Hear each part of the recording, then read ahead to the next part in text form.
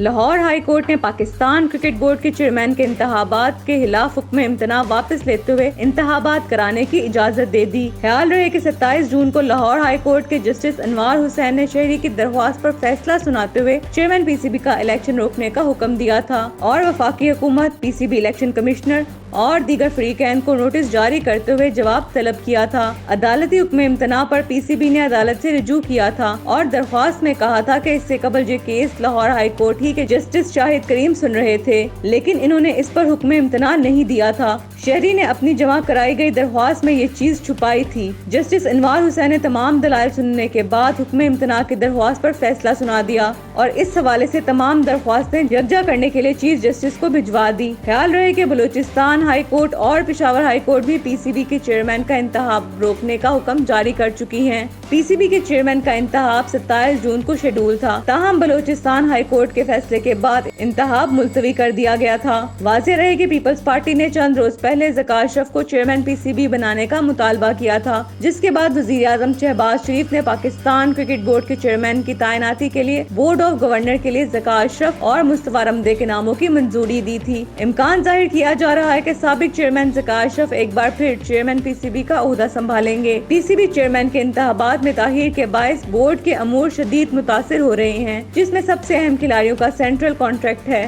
جس کی مدت 30 جون کو ختم ہو چکی ہے۔